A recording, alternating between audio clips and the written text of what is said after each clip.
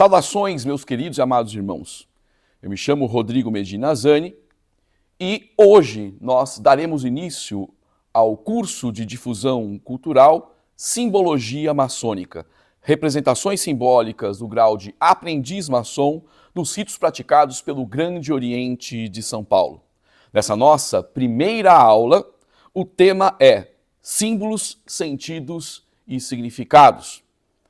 Nesse encontro, nós daremos conta de todo um arcabouço conceitual que nos permitirá, a partir dos próximos encontros, efetivamente engendrar uma análise sobre o campo simbólico que constitui a maçonaria. Sejam muito bem-vindos a essa nossa primeira incursão.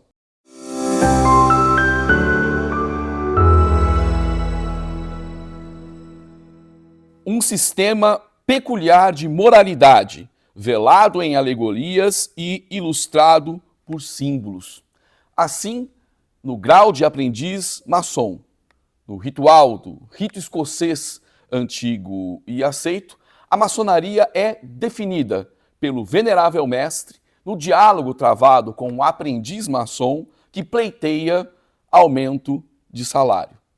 A partir dessa definição do que é a maçonaria, nós podemos compreender a sua condição, portanto, velada em alegorias e ilustrada por símbolos. E essa é, alegoricamente, a pedra bruta que nós iremos desbastar neste e nos demais encontros. Os símbolos, primordialmente, como mediadores da relação que mantém aprendiz e o sistema maçônico onde ele deve elaborar o seu aprendizado. Portanto, conteúdos que devem ser apreendidos pelo aprendiz estão, de alguma forma, inscritos em símbolos. Símbolos e alegorias que os acompanham. Portanto, símbolos são portadores de significados. São, com isso, os símbolos suportes comunicacionais, porque carregam conteúdos nessa mediação que fazem entre o aprendiz, buscador de saberes, e o sistema maçônico, que lhe franqueia por meio dos símbolos este aprendizado. Trata-se, com isso, de um ato comunicacional, num repertório bastante extenso de suportes que nós podemos considerar, portanto, partes dessa simbologia maçônica, a saber, objetos tridimensionais que nós costumamos convencionar como cultura material, a partir dos conteúdos de uma antropologia cultural. Objetos tridimensionais são tais quais essa caneta, não é? Pode ser pesada, medida, não é? É algo tangível, concreto. Mas também os suportes representacionais, que podemos considerar símbolos também no ensino maçônico, passam por sinais, toques, palavras, os próprios procedimentos rituais que são intangíveis, como a circunvolução, movimentos com bastões, são símbolos, porque portadores de significados mediam também a relação de aprendizado que faz o aprendiz. Bom, esses símbolos são comuns, sobretudo, a três chaves de acesso ao repertório simbólico maçônico. Primeiro, alusivos ao ofício da construção de alvenaria. Parte da historiografia especializada considera essa uma possível origem das pretéritas estruturas operativas que antecedem uma maçonaria simbólica.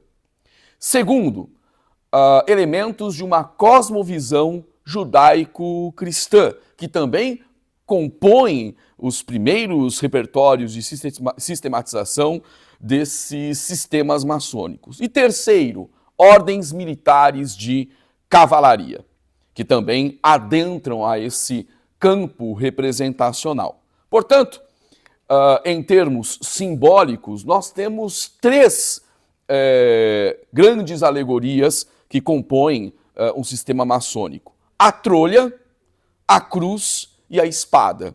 O encontro entre esses três símbolos utilizaremos aqui como alegoria maior do que é o nosso campo de produção, portanto, de sentidos. Com isso, quero resgatar uma fórmula primordial para entendermos o papel dos símbolos nessa relação de ensino-aprendizado.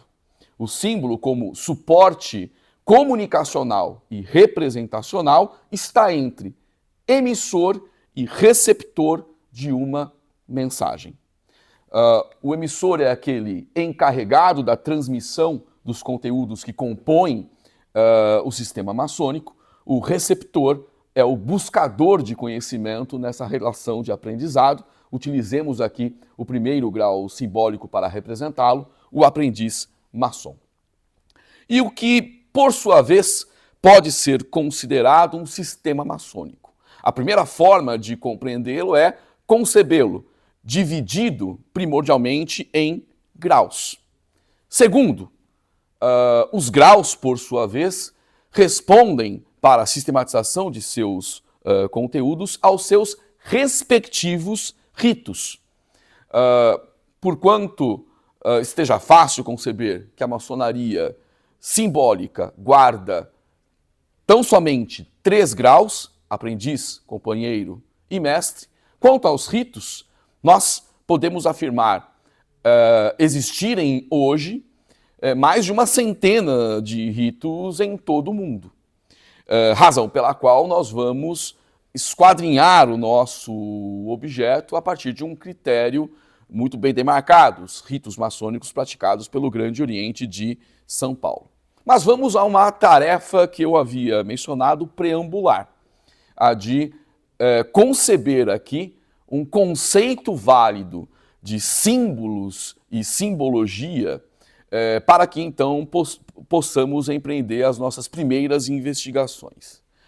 Principiaremos com a sua raiz etimológica. Símbolo provém, essa expressão, do vernáculo grego, symbolon, que conjuga 2 dimensões distintas, mas complementares na significação de algo. A realidade concreta, que vamos conceber tangível, na medida em que é apreensível pelos sentidos. Por exemplo, mais uma vez, essa caneta, ela é tangível. É uma realidade, é parte da realidade concreta. Sentido completado pela representação de algo abstrato, ou seja, o contrário do tangível é o intangível. Portanto, tangível e intangível significam o símbolo. Fica mais fácil compreender a partir de alguns exemplos. A cruz, por exemplo, é um objeto concreto, tangível.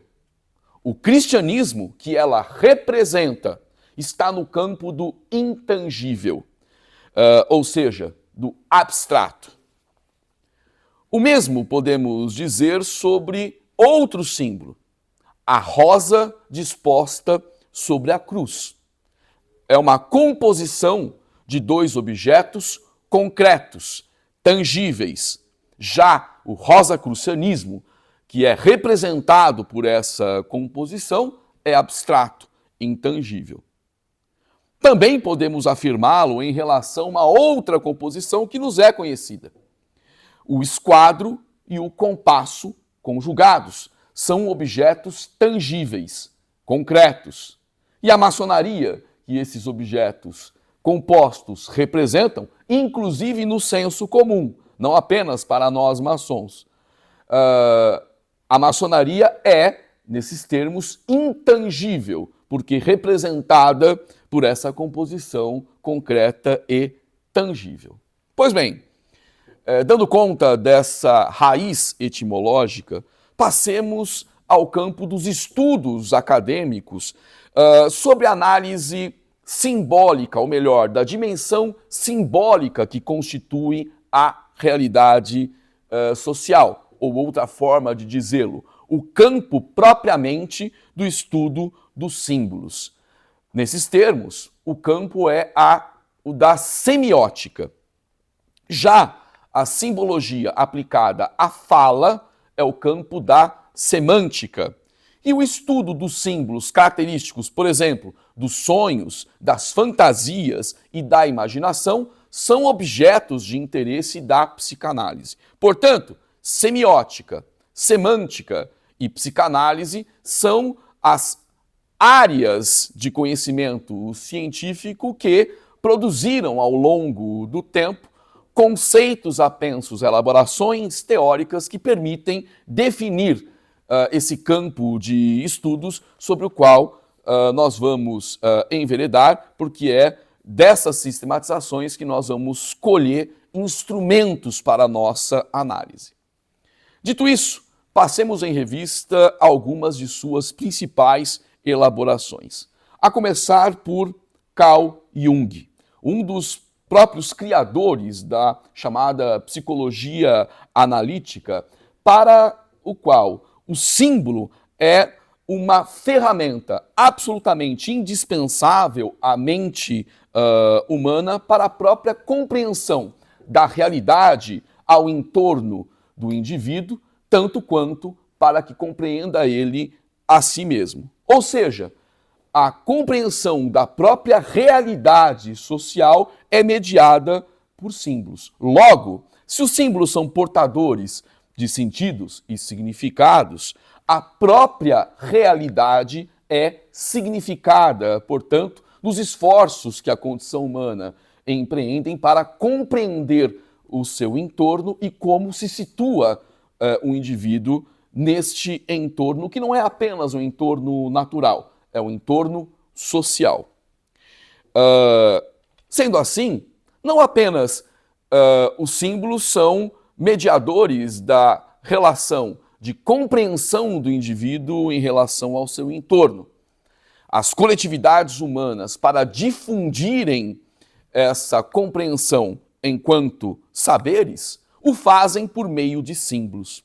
Ou seja, a difusão de saberes ela é mediada por esse campo simbólico. No entanto, precisamos considerar que os símbolos não são pura e simplesmente portadores de um sentido ou um significado. No mais das vezes, nós temos múltiplos significados para um mesmo símbolo. Isso se deve a uma condição sine qua non.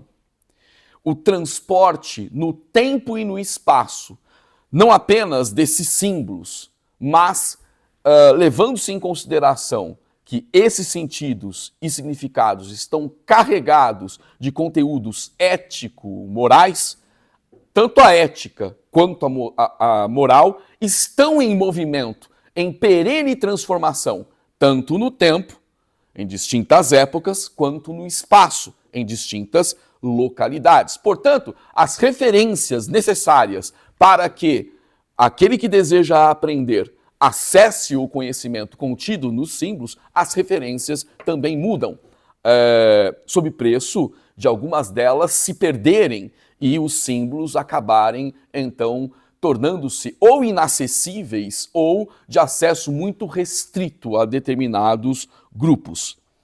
Símbolos que são conhecidos, por sua vez, por distintas culturas, ou mesmo símbolos que nós possamos considerar universalmente aceitos, nós consideramos arquétipos.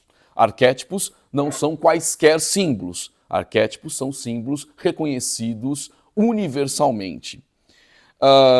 Agora, concebendo a maçonaria propriamente como campo de construção de sentidos e significados, o que representa o seu repertório simbólico? Nele está contido o seu próprio ethos, o próprio espírito ou ânimos da maçonaria está constituído nesse repertório simbólico. Portanto, é inescapável para quaisquer maçons, a tarefa de compreender a maçonaria passa obrigatoriamente por embrenhar-se o buscador sobre esse campo simbólico representacional.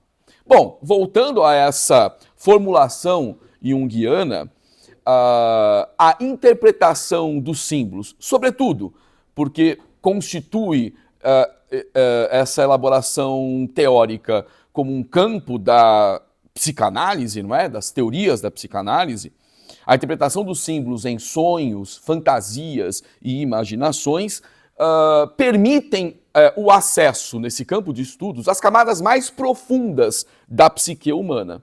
E no que isso interessa para o ensino maçônico? A ordem inversa dessa condição. Porque o ensino mediado por símbolos, por meio de alegorias e representações de psicodrama, que nós chamamos de ritual, permitem incutir conteúdos exatamente nessas dimensões bastante profundas da psique humana, com o propósito tanto do autoconhecimento quanto do autoaperfeiçoamento constante. Evidentemente, desde que sejam corretamente empregadas essas ferramentas e internalizado esse propósito. Do contrário, isso não é uma possibilidade.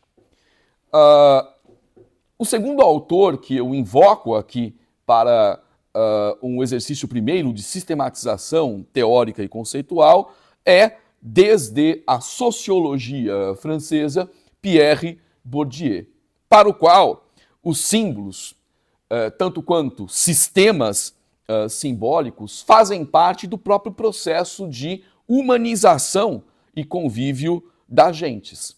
Nós encontramos o processo de humanização dos indivíduos, que é um processo socialmente construído. Nós nascemos como tábulas rasas, apenas somos considerados seres viventes, seres vivos biologicamente, porque a formação cultural se dá no convívio social.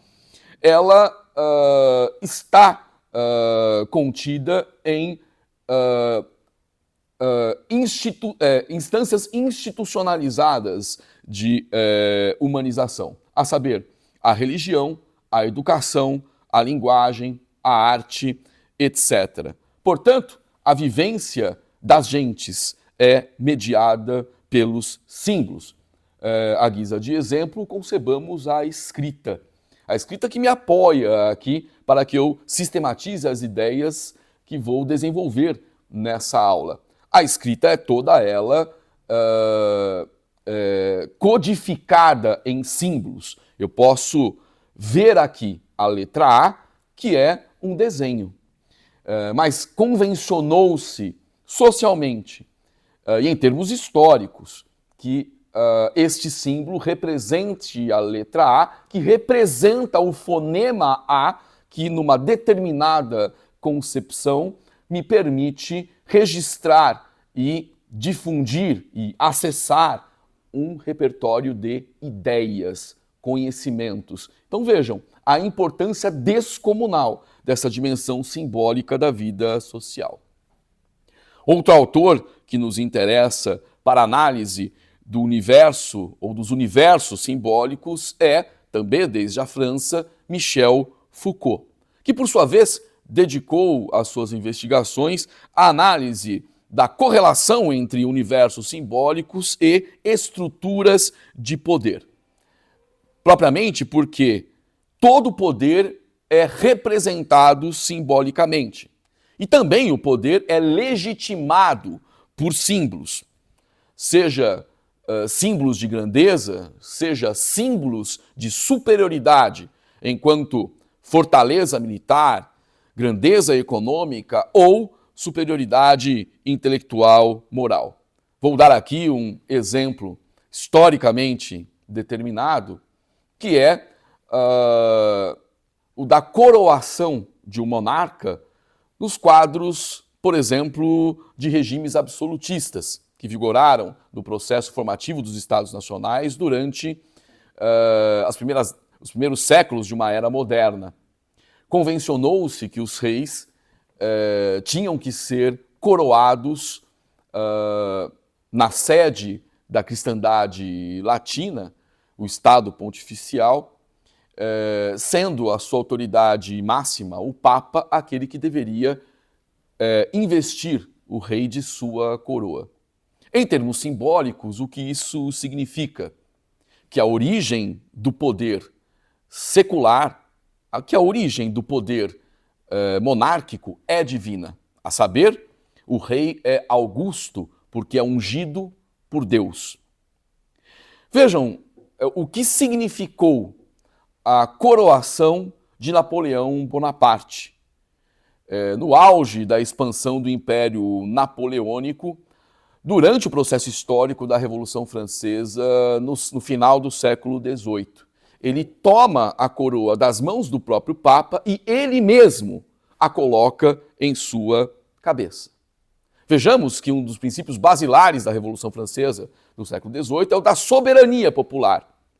Portanto, batendo-se contra as teses do Estado absolutista, o poder não provém de uma origem divina. Nessa concepção, defende-se uma soberania popular. Essa é a legítima fonte de onde deve advir o poder. Logo, vejam o poder descomunal dos símbolos. E mais, vejam como o poder se constitui de uma dimensão inescapavelmente simbólica. O último autor que eu me proponho aqui apresentar nesse debate conceitual, não menos importante, é Joseph Campbell, um dos mais importantes especialistas em mitologia e religião comparada de todos os tempos, e que dedicou os seus estudos sobre os símbolos exatamente a partir dessa perspectiva, sustentando que os símbolos detêm uma perspectiva, na maior parte dos casos, mitológica, e que os seus significados, portanto, para serem acessados, prescindiriam de uma incursão sobre elementos míticos constitutivos, não apenas de cosmovisões religiosas, mas de distintas visões de mundo. Um exemplo, e que tomou-lhe parte considerável de sua obra e de seus esforços interpretativos, é o simbolismo da crucificação. Chama ele a atenção para a necessidade da história, porque na crucificação há elementos históricos absolutamente primordiais, mas também informa ele a necessidade de embrenhar-se o investigador por sobre um campo mitológico, haja visto que nessas narrativas há, por exemplo, a fábula de uma serpente e, portanto, se compõe a elementos históricos um denso conteúdo de natureza mitológica.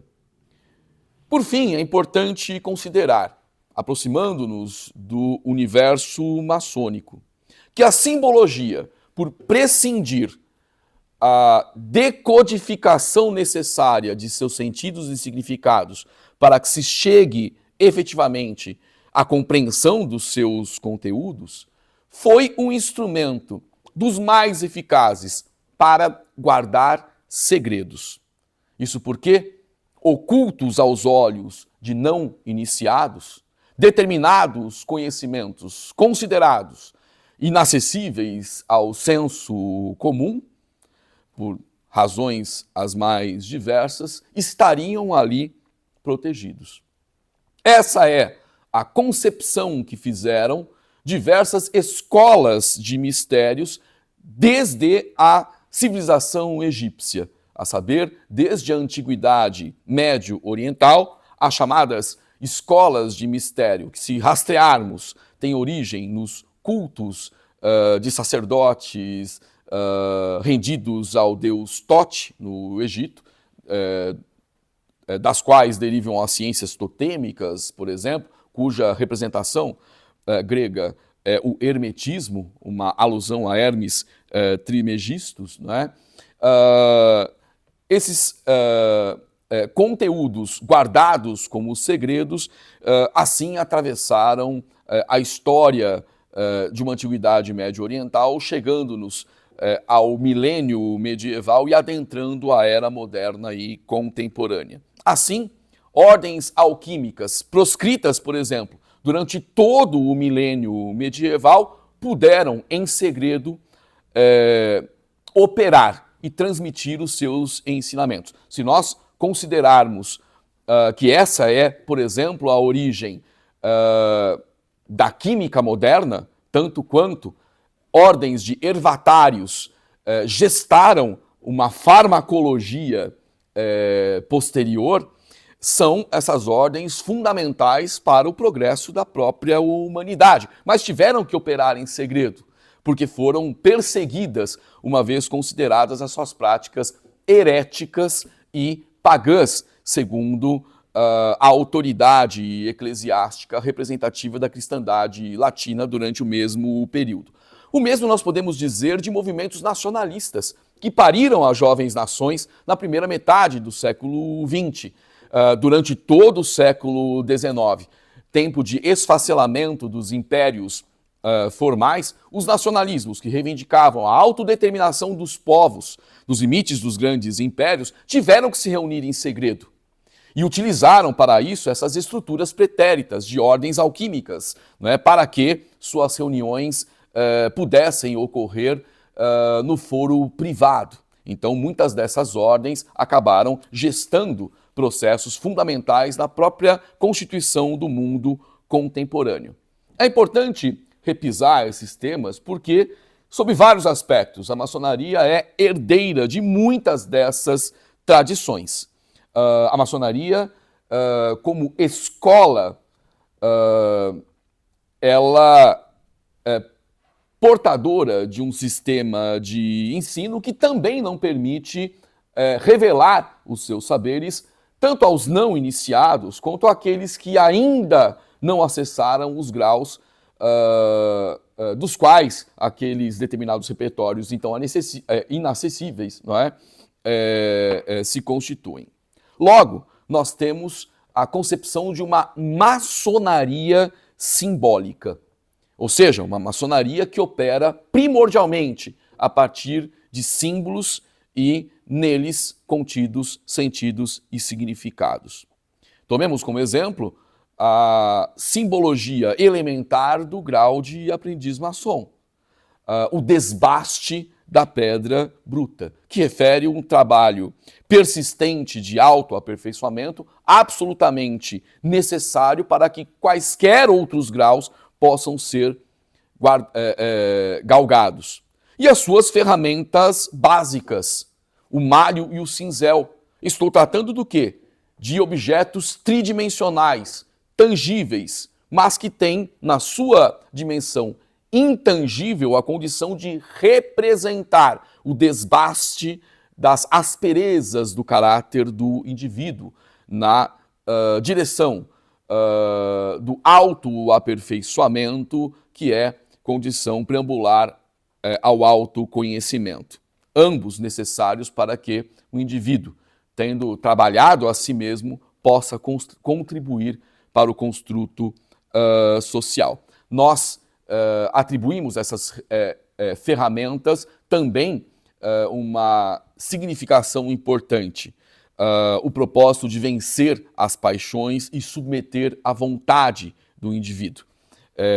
Uma alusão ao promontório de uma razão animada, de uma moral, perdão, animada por uma moral sã, sobre o reino das afeições, das vontades, das vis paixões.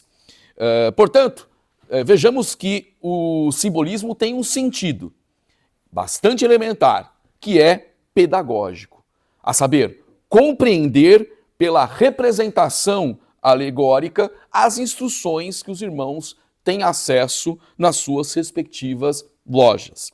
Logo, fazendo síntese de tudo que vimos até aqui, o símbolo é um suporte de aprendizagem. A simbologia é capaz de expressar aquilo, sobretudo em termos de conhecimento, que a palavra não consegue. Porque uma questão bastante elementar para esse primeiro encontro é: por que ocultar conhecimentos em símbolos, se não seria mais fácil, então, deixá-los de lado e dizer diretamente o que se quer ensinar. Por uma simples razão. A linguagem, tanto falada quanto escrita, ou seja, uma linguagem codificada, constitui um repertório linguístico que é falho, tanto quanto limitado, razão pela qual opera explicativamente a simbologia.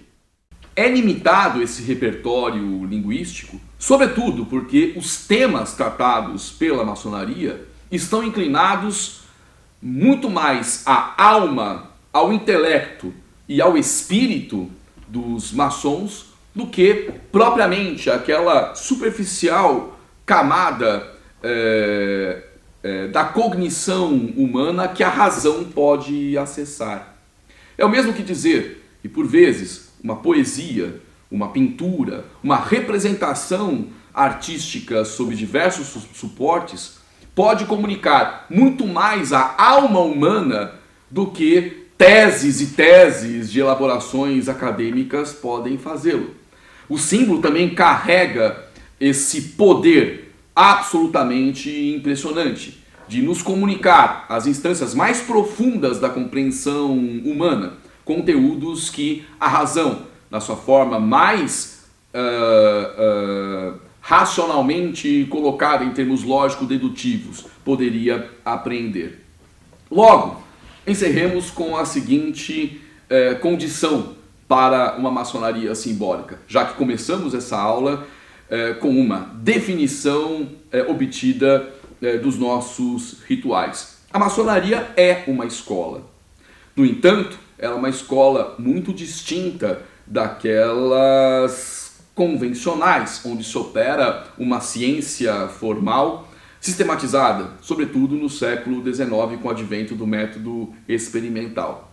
Nessa nossa escola, a maçonaria simbólica, nós operamos, através dos símbolos, o ensino de sistemas filosóficos que não são estudados para serem pura e simplesmente compreendidos, mas só fazem sentido na vida do maçom caso possam ser aplicados no seu dia a dia, para que se torne ele um homem melhor, um amigo melhor, um marido melhor, um pai de família melhor, um ser humano melhor.